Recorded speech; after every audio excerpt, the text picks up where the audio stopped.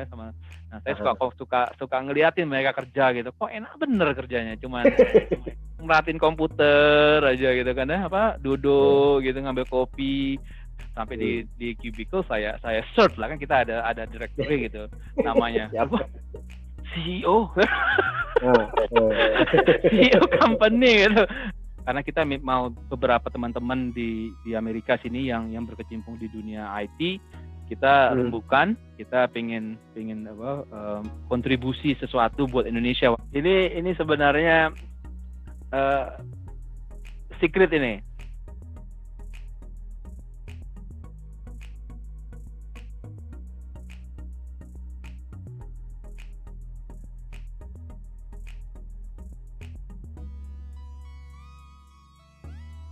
Nah, itu Jimmy tadi bilang pertama Jimmy mendarat di Amerika ke Texas, benar ya Jimmy?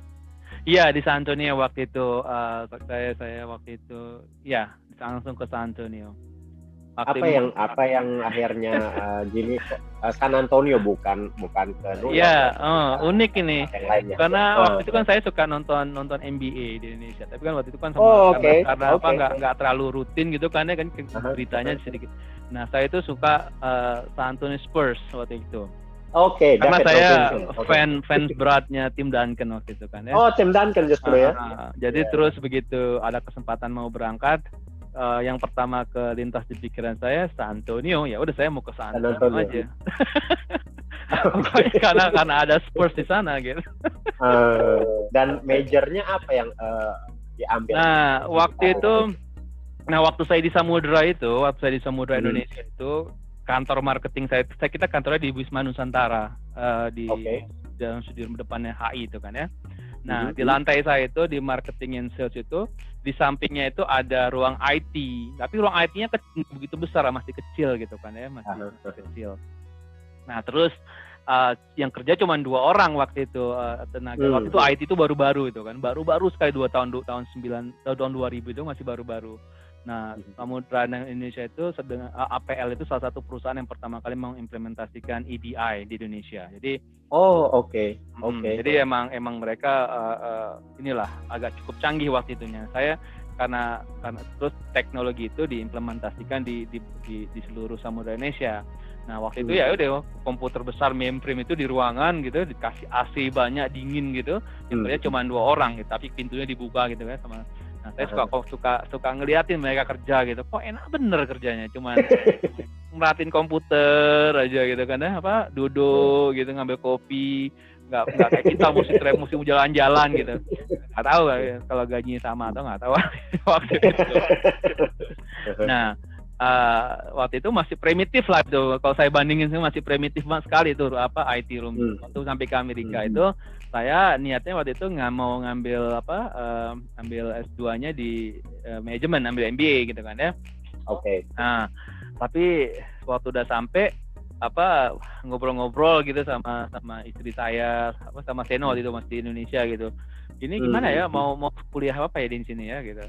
Dia bilang kalau kuliah manajemen mah banyak lah, dia bisa lah kapan aja. Tapi kalau teknologi kan di Indonesia masih kurang waktu itu. Ya udahlah, saya mikir saya ngambil waktu itu saya megang komputer aja waktu cuma buat email. Di Indonesia itu email tuh baru tahun 2000 waktu itu.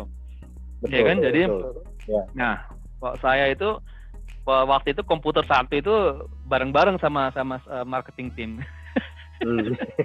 Akhirnya udah saya mau ngambil kuliah apa aja lah, yang penting komputer gitu. Akhirnya masuk ke information system gitu kan. Saya kuliah karena saya nggak ngerti sama sekali, jadi saya ngambil associate degree aja waktu itu di San Antonio College, ngambil associate degree di information system itu.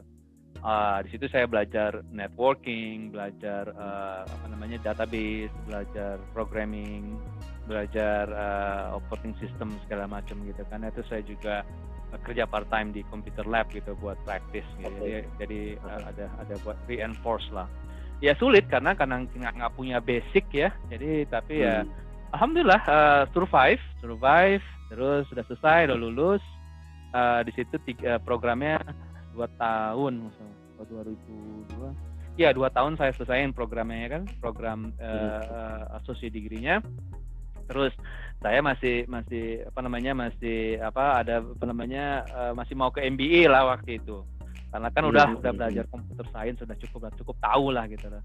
Nah, udah ngelamar ke kampus-kampus gitu kan ya, sudah diterima di beberapa kampus. Tapi sempat juga apply ke Australia di James Cook University, diterima juga buat program MBA-nya, terus yang di sini diterima di Mobile University, sama di Southern Arkansas University juga di program MBA-nya.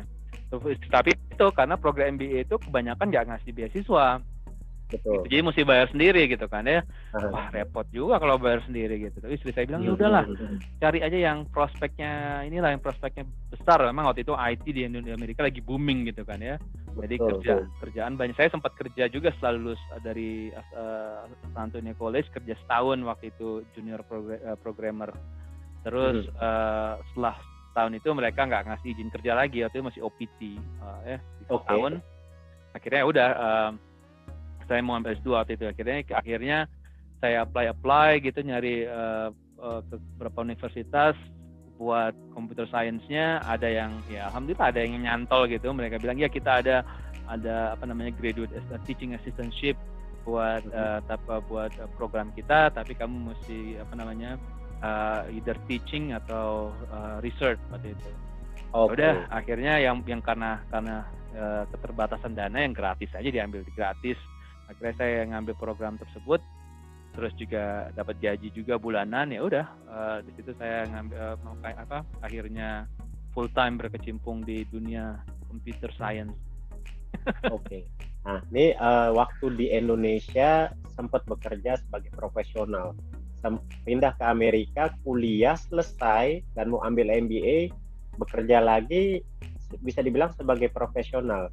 Nah, pada saat apa nih perbedaan budaya yang kentara ketika Jimmy harus bekerja di perusahaan yang di Amerika? Ada apa perbedaan yang sangat kentara, perbedaan antara kedua perusahaan di Indonesia dan di Amerika? Di sini yang sangat berbeda, yang surprise gitu kan ya. Saya lihat ketika saya kan waktu itu habis lulus di S2 kan ada kampus rekrutmen tuh. Nah, saya kan waktu itu emang niatnya pengen pulang waktu itu niatnya, tapi ya karena ada kampus rekrutmen saya ikut lah buat latihan interview gitu loh. Betul.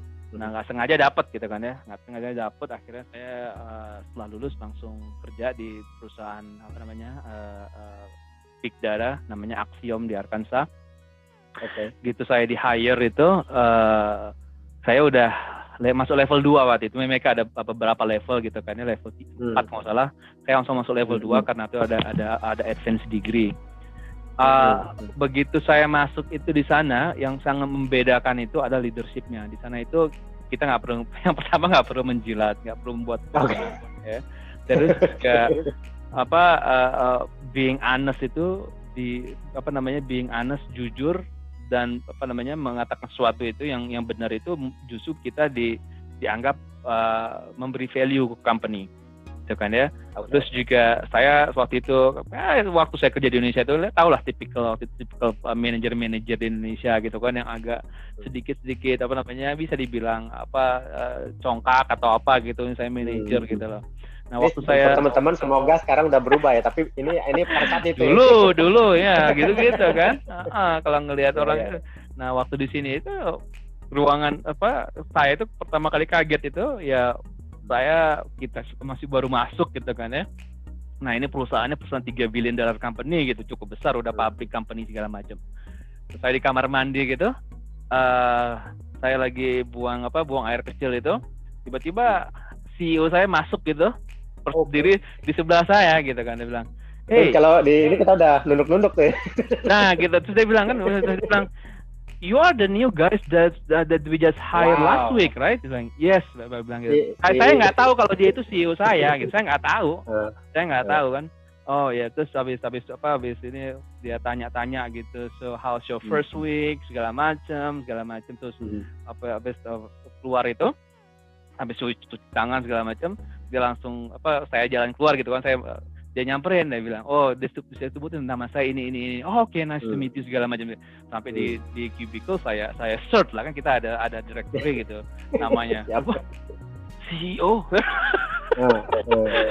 CEO company gitu. Saking Ya. merekanya itu intimate, itu kelihatan humbleness-nya itu kelihatan gitu. Jadi saya mikir wah ini emang apa karakternya berbeda gitu. Apa namanya presiden direktur di sana itu berbeda, mereka nggak menunjukkan apa identitas dirinya gitu. Kalau saya ini CEO segala macam, bahkan mereka mau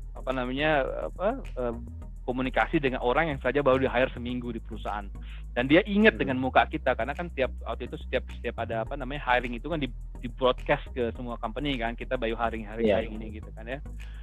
Itu yang buat saya impress sama perusahaan di sini gitu. Saya sempat bilang sama istri saya tadi, saya ke kamar mandi itu, saya ternyata yang ngobrol sama saya CEO deh. Luar biasa. Nah, ini udah Jimmy akhirnya udah sibuk nih dengan kegiatan bekerja lah di Amerika. Nah, tentunya pasti ada rasa kangen, di mana kita tahu bahwa Jimmy aktif sebagai pernah jadi ketua OSIS, terus masuk organisasi sebagai ketua senat, bahkan pernah menjadi simpatisan salah satu partai politik. Tentunya Jimmy kangen. Akhirnya Jimmy tadi sempat bilang kalau Jimmy sempat aktif di IMSA dan ITSMI. Boleh cerita sedikit? Iya, waktu emang niatnya kan waktu itu saya mau pulang gitu ke Indonesia. Jadi tapi ya passion saya itu emang selalu pengen ngajar gitu kan ya. Juga ngajar waktu itu. Jadi mikirnya ya udah sambil selesai sambil kerja waktu itu mau nerusin sekolah S3 segala macam.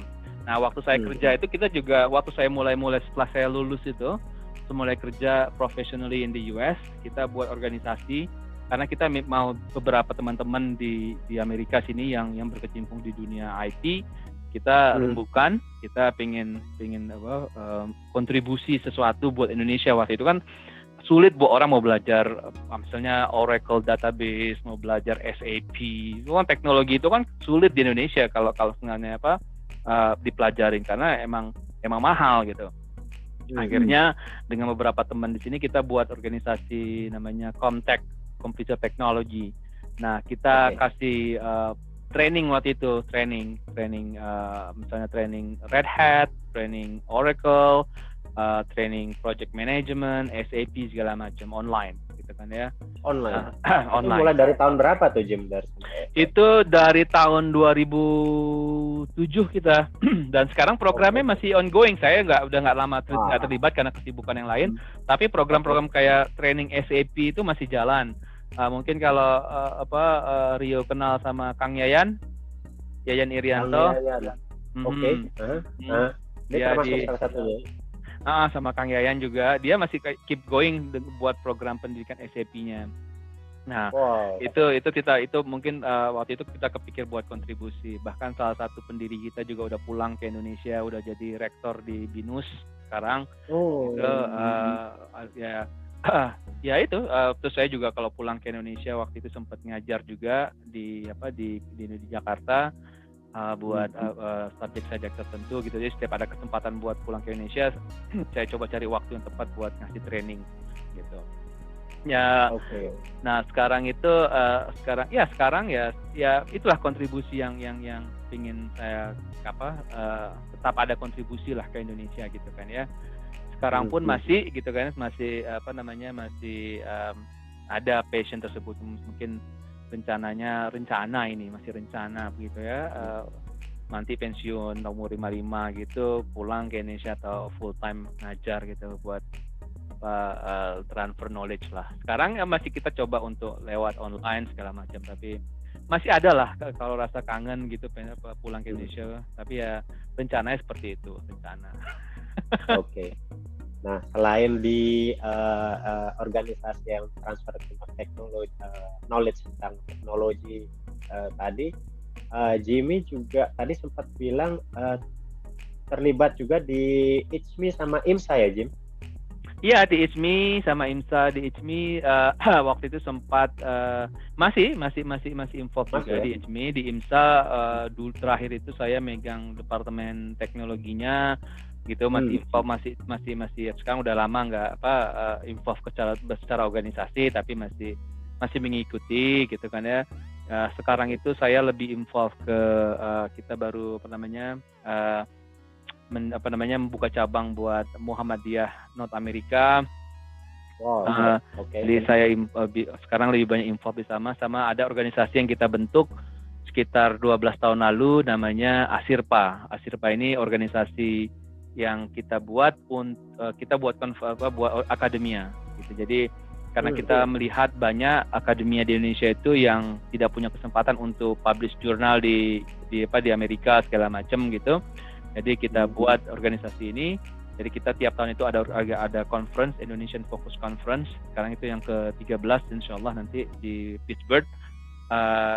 Jadi kita undang akademia dari Indonesia untuk datang ke sini, mereka publish papernya, terus juga presentasi.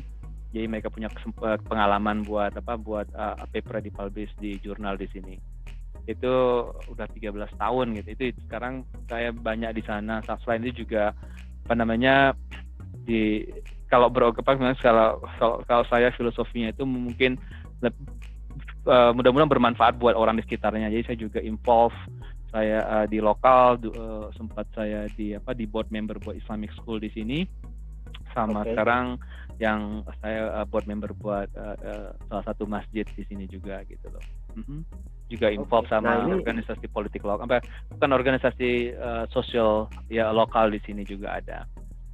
Oke. Nah tadi sebenarnya komunitas Muslim Indonesia di Tennessee itu seperti apa kegiatannya, Jimmy? Atau memang komunitasnya cukup besar atau seperti apa?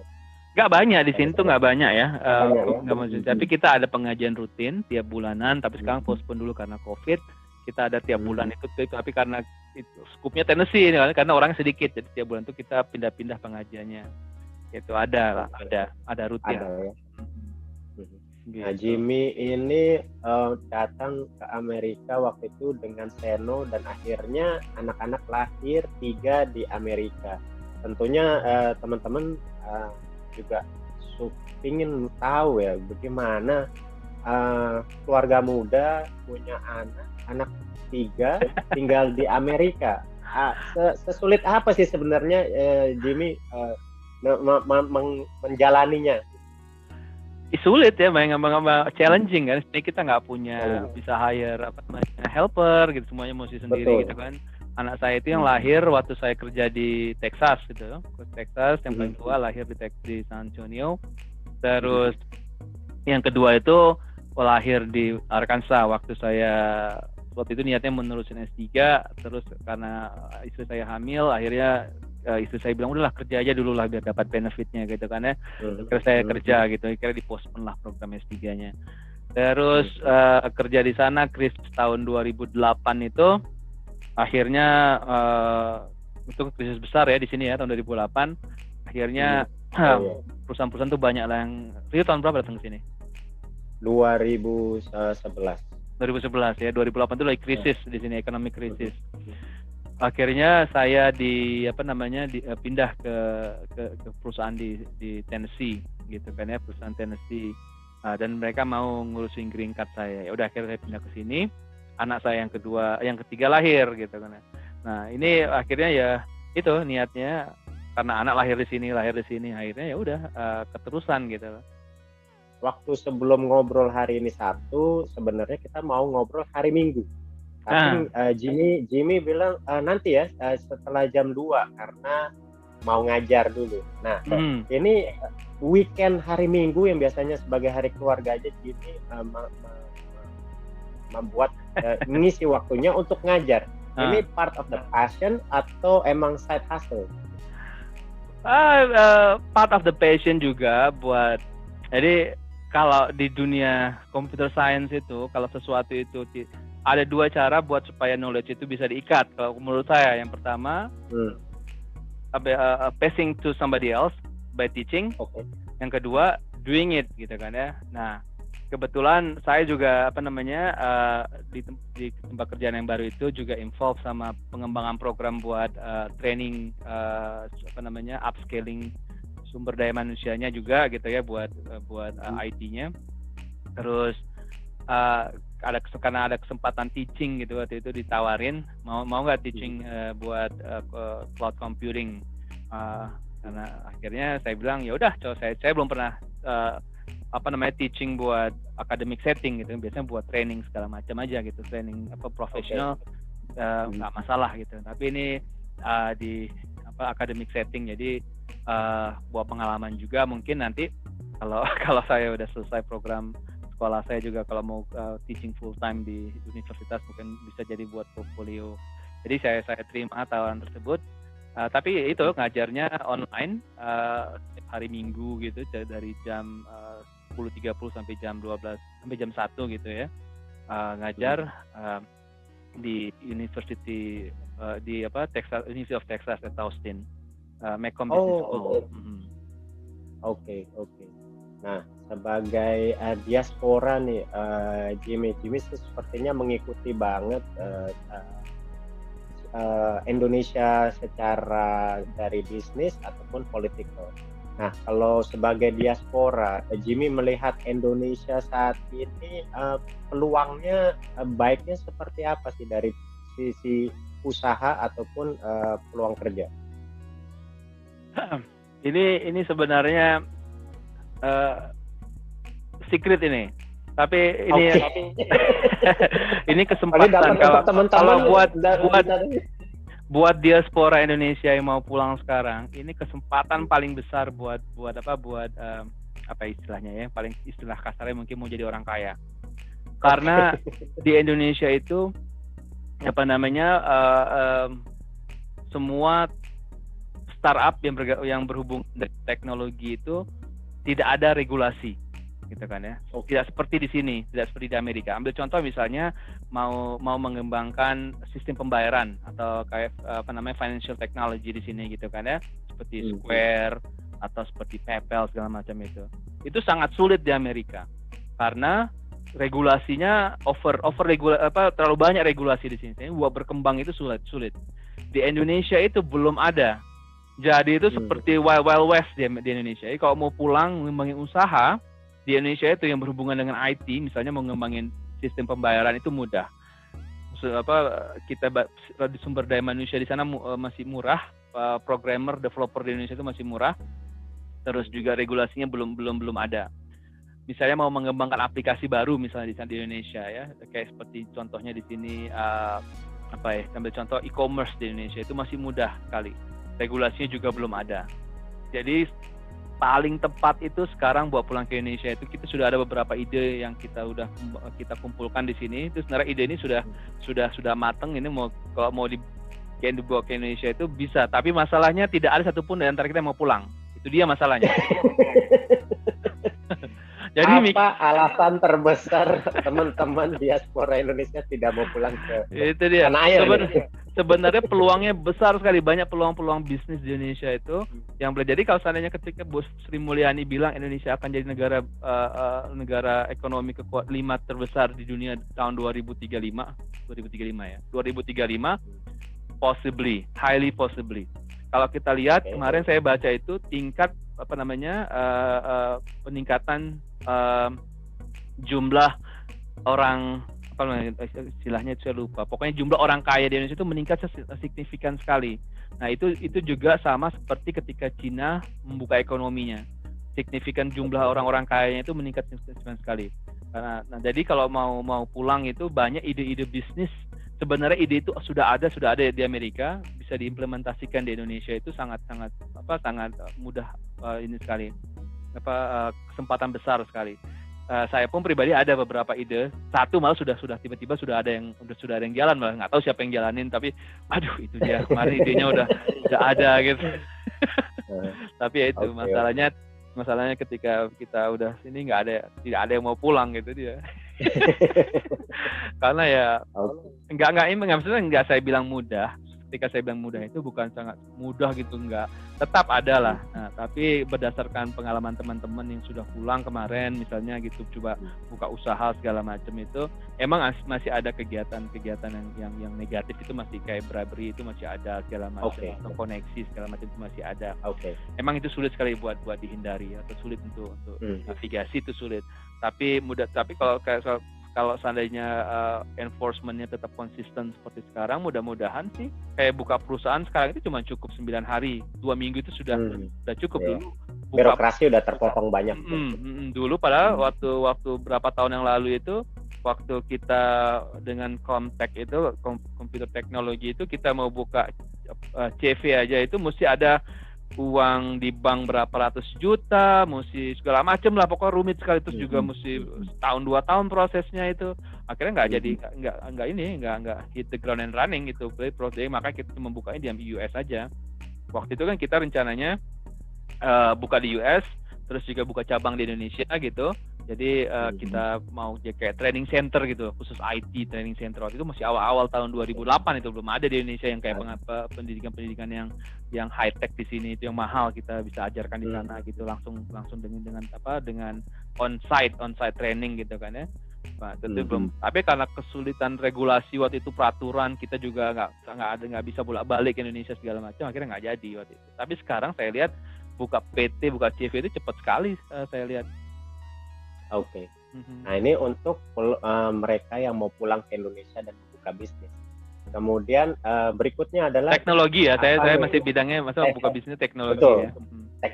Teknologi. Nah, ini tipsnya apa nih untuk Jimmy yang udah jadi profesional di Amerika, untuk teman-teman yang memang basic teknologi atau mungkin logistik, yang merasa gue punya berkompeten dalam bidang dan mau bersaing di Amerika. Apa yang mereka harus siapkan? Yang pertama itu pasti komunikasi, public speaking itu penting di sini di Amerika. Walaupun gue mampu mengkomunikasikan ide kita itu sangat penting. Yang kedua ya, jadi nggak bisa dipungkirin, misalnya kemampuan berbahasa Inggris itu ya mesti bagus gitu. Misalnya kita compete sama orang lokal gitu kan ya. Bukan cuma orang lokal, kita compete sama top talent dari India, dari Filipina, dari Europe segala macam. Jadi kalau kemampuan komunikasi kita substandar, di bawah standar, sulit buat compete. Yang kedua honesty. Di sini mereka sangat respect dengan orang yang punya honesty sama ethical, gitu kan ya. Jadi di sini kita nggak perlu khawatir karir kita akan terbentur atau karir kita akan hilang. Kalau misalnya kita speak up itu nggak perlu khawatir gitu. Saya udah membuktikan sendiri sampai sekarang, alhamdulillah. Walaupun kalau sesuatu yang nggak suka atau tidak sesuai dengan peraturan, kita bilang nggak, ya omongin aja. Jadi mereka honesty sama ethical. Yang ketiga ya ini confidence.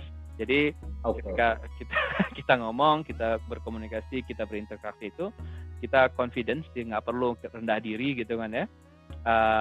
Itu juga take time gitu. Awal-awalnya gitu, karena kita yang di Indonesia itu kalau ngelihat bule itu kan, wah kayaknya lebih superior gitu. Tapi tapi ya mungkin karena proses pembelajaran juga di sini, saya belajar, mungkin kan saya juga sekolah di sini, juga ngelihat gitu kan ya, kualitas orang-orang sini juga nggak semuanya orang-orang sini superior gitu kan ya. Akhirnya confidence itu timbul sendiri gitu. Juga di dunia kerja juga berinteraksi segala macam. Diberi kepercayaan, terus juga menyampaikan ide segala macam, itu juga memberikan kita confidence. Jadi ya public speaking, honesty dan confidence, saya kira itu yang penting lah buat kita compete di dunia global. Oke. Nah, ini mungkin yang terakhir untuk obrolan penutup nih, Jim. Kita sama-sama di STMT dan Jimmy itu memang passionnya ngajar. Ada nggak sih nih, kalau Jimmy pulang, ada niatan nggak untuk sharing knowledge untuk junior kita di ITL Trisakti? Tergantung gitu. Kalau bidangnya masih sekarang, kalau manajemen itu sudah transportasi gitu ya, saya udah nggak touching hampir 20 tahun itu. Jadi mungkin saya udah out of the league pretty much on that field. Kalau bidangnya teknologi atau bidangnya masih berhubungan sama computer science segala macam, mungkin absolutely ya, selalu terbuka. Kalau seandainya tapi hampir semua lini bisnis sekarang selalu berkecimpung, pasti berinteraksi sama dunia teknologi. Logistik juga salah satu bidang yang sangat prospek buat apa namanya di digitalisasi juga gitu kan ya. Kayak sekarang saya hampir pertama karir saya itu di financial, terus tapi nggak lama saya di financial industri itu sekitar cuma 2 tahun. Hampir sebagian besar saya berkecimpungnya di IT-nya di bidang healthcare di Amerika. Terus sekarang saya di bidang energi. Jadi mungkin transportasi itu salah satu bidang yang sangat besar peluangnya untuk digitalisasi gitu ya. Kalau kita lihat di sini spesial logistik gitu kan ya.